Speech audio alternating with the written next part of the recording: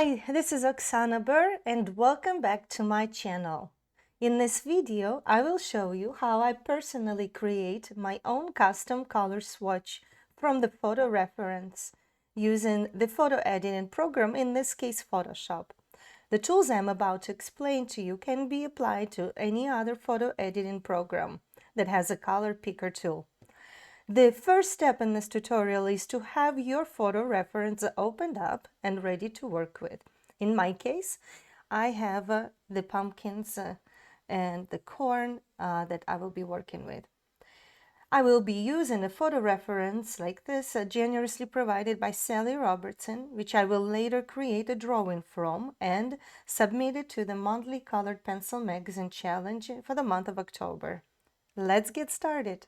Canvas size to my photo reference, where I wish to display my selected colors. To do that, we go to Image at the top, click on Image, then go down to Canvas size. You can also use a shortcut such as Alt-Control-C in this case if you're on Windows. So let's click on Canvas size, and we have a window opened up where we can select the size we wish to add. The default goes to % automatically. Now, since I played with it earlier and I already know the size, I will go down to inches and click the number, so 8 in my case. I want to add 8 inches size panels. So now you can decide where you wish to add additional canvas size. By looking at the photo reference, I see the limited colors, and I do not add every single color that is out there. So I will just add on the right side and on the left side of the image, and that would be enough. It's up to you. You can add on all the sides, at the top, at the bottom, and on both sides. But I will demonstrate 2 sides. So if you see the arrows pointing to each direction, so let's click on the arrow pointing to the left, and it previews where your panel is going to be. So it's going to show on your right side. Let's click OK. And you can see the panel added to your right. To add the same panel to your left, we go back to Image. I will select the shortcut in this case, so Ctrl-Alt-C. And we do exactly the same thing. So I will add the same size in inches, 8 inches. And this time I will click the arrow pointing to the right. And here in Preview, it shows that the panel will be on your left. Click OK. And here we have 2 identical additional canvas size added to the photo reference. And now I'm ready to start selecting the colors and pulling them from the photo reference. Now that we have added an additional canvas size, we are ready to start selecting our colors. Let me give you a short preview of the tool that we'll be working with. On the left side of your screen, you see all these tools that you can pick. Let's find our eyedropper tool that looks like that. You can click the icon over here, and it will select the eyedropper tool. You can also use a shortcut I. So now that we have selected the eyedropper tool, left click on your mouse and hold it, and it will show you the color where you pointed to. If we continue to hold and move around your photo reference, it will show you all the colors where this eyedropper tool has been landing on. It's fun, isn't it? All different colors. I will let it go right now, and we are ready to move on to our next step. In this step, I will be showing you how I will be using the eyedropper tool in combination with the brush tool. So let's find the brush tool. We go back to the left side panel among all these icons. Let's click on the brush tool and it will switch you to the brush tool. Or you can simply press B on your keyboard and it will shift to the brush tool that way. I will be using shortcuts because it makes the process a little bit faster. So let's practice this step. Press I on your keyboard and it switch to eyedropper tool. If you press B on your keyboard, it will switch back to the brush tool. Let's do it one more time. Press I on your keyboard, press B on your keyboard, I on your keyboard, and B on your keyboard. So this is how it's pretty easy to shift back and forth between the brush tool and the eyedropper tool. It's a very, very handy shortcut, in my opinion. Very helpful. Now I will show you another shortcut for the brush tool. Here in the screen, you see the size of the brush. It's a circle, and when we start changing the size of your brush, the circle will get either bigger or smaller.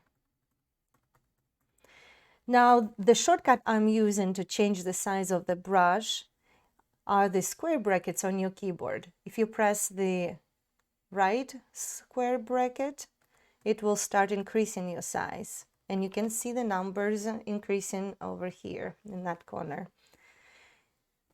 If you click on your keyboard the left square bracket, it will start decreasing your size of the brush. And it shows up here 50 and less back to 20. Very, very small. I prefer to use a 20 size when I drag the colors. And then I will shift to size 60. It's up to you what size you choose when you actually will be coloring like this, the color. So let's remove that. Control Z is to undo something. So just like that, back to how it was. Now that I have shown you how to switch between the eyedropper tool and the brush tool, we are ready to start selecting our colors. But before we do that, let me explain my process. When I look at my photo reference, I see the limited color palette. We have white pumpkins and we have yellow corn and the shadows in between here. So the way I will be selecting colors is not by dragging and finding every shade of color that I see on the photo reference. Then I will just run out simply of space to do that. When I look what colors I need in my drawing, I look at three important values: the light values, the middle values, and the dark values. So the way I will be selecting my colors is by looking at the different parts. So my main subjects here. So let's see. So the corn husk, I will try to find the light value color, the middle value color, and the dark value. Then I will move into the actual corn and do the same with the corn, the light, medium, and dark values. Then I'll move to the pumpkin, find the three values from the pumpkin. I will also look at the stem, find the three values in the stem. And lastly, the color of the shadow, the darkest, the very darkest shade in this photo reference. So this is my specific approach, how I will be selecting the colors. Now we are finally at the real fun part. I have explained to you my process and how I will be selecting the colors, and also how I will be switching between the eyedropper tool and the brush tool. So let's start with the corn husk. I'm on my eyedropper tool, so I key on your keyboard. Let's look at the lightest value on the corn husk. Left click mouse, hold it, and let's select the lightest.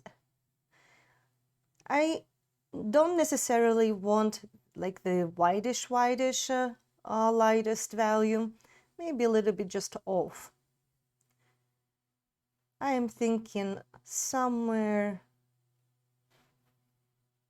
here.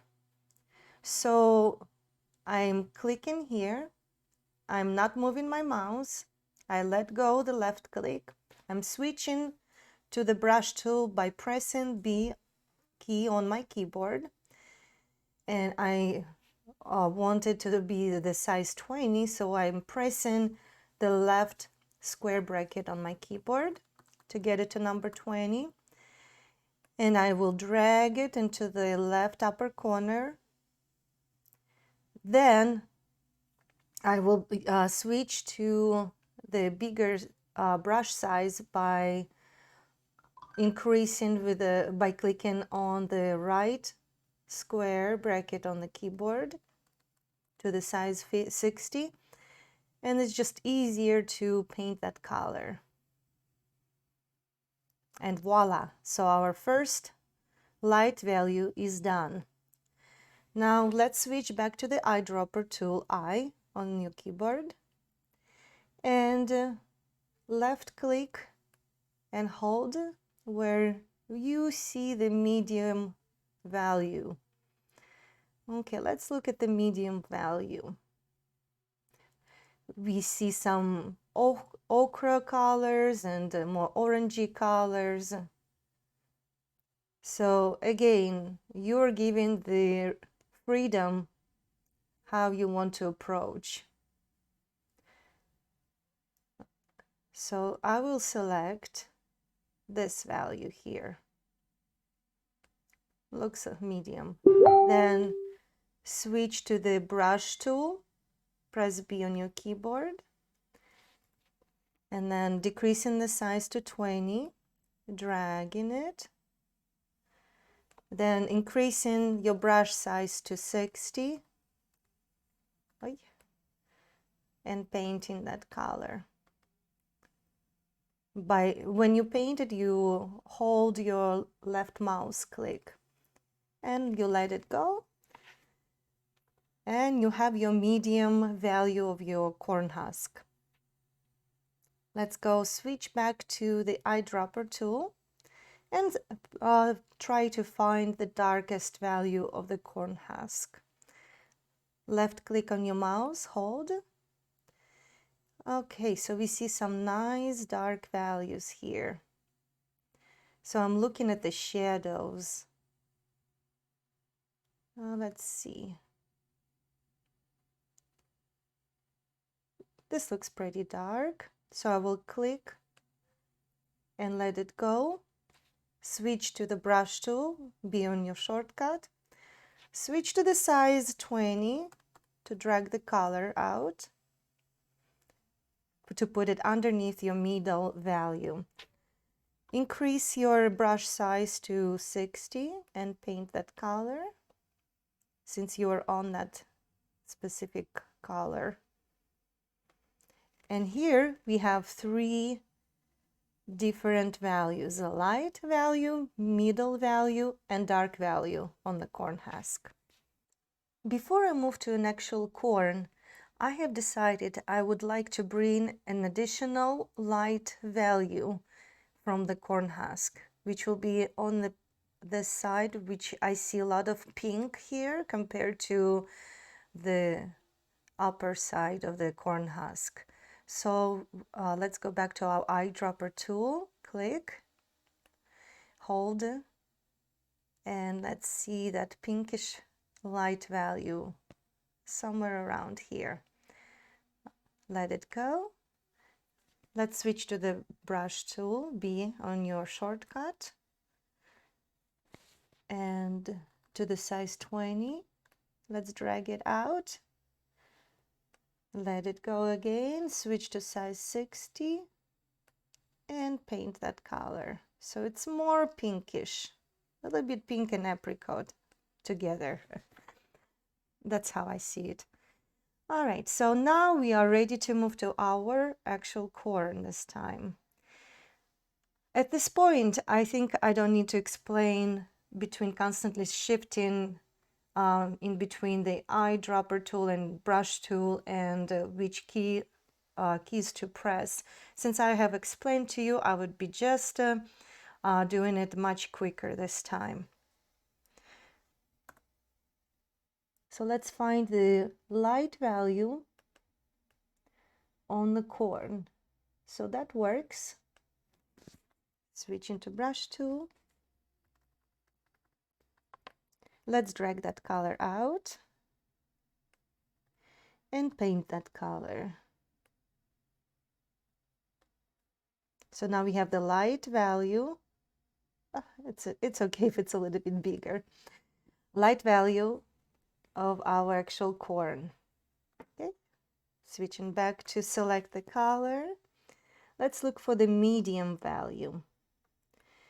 I think this looks like here is a good medium value. And it's good to go around and select the one that fits the best. That's a bit too dark. Let's see. Okay, this works.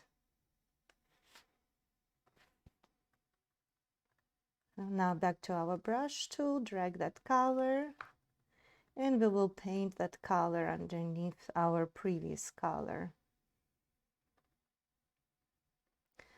Okay, now let's go and find the darkest value on our corn. So we can see all these dark values over here. It's pretty easy to spot them, isn't it? I think this will be somewhere here or even here. It's pretty easy.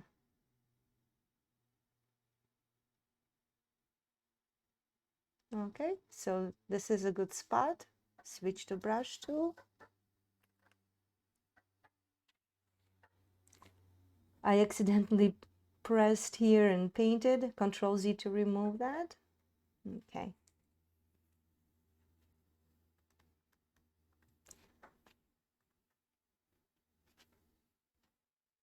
And bring out the color and paint that darkest value color. So now our actual corn is done. We have light value, medium value, and the dark value. Now let's move to the pumpkins. So with the eyedropper tool, we will select our lightest value. Let's look. This is pretty good. Looks like the light value right over here. Again, I don't want it exactly too white because the paper I will be drawing on would be white. So I want off-white color right here. And with the brush tool, we will drag the color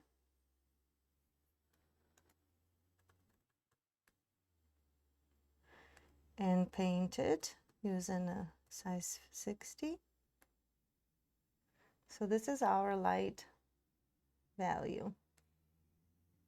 Let's look at the middle values. So I think somewhere here is good.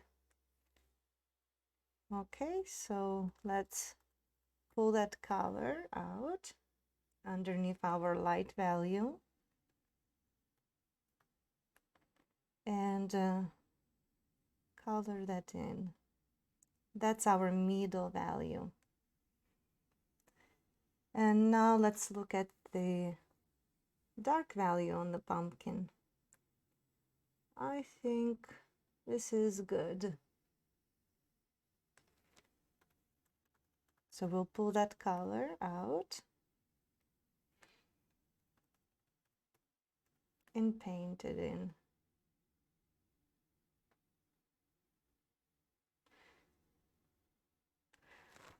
So our pumpkin is done. Let's look at the stem. So let's try to find the light value. That looks pretty light to me. And we'll bring that over here. Paint that in. Let's go and try to find a middle value. That looks good. Switch to brush tool and drag the color. And now we can paint that one on right here under our lightest. Okay. And go back to eyedropper tool, and we will try to find the darkest value on the pumpkin stem. I think somewhere here I saw. That's pretty good. Actually, it's somewhere right here. And drag it out. And this is our dark value. I will include one more color, which would be the darkest shade. See, here it's pretty much black, right? But I don't want to really include black in my drawing, unless I really want to blend it in with other colors. So let me see. This is kind of off black. Right here, I like this one. So let's pull that color out.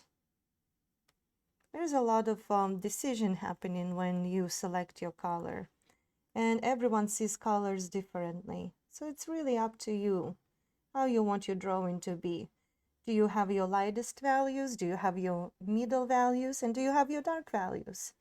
That's what is the most important thing in our color selection.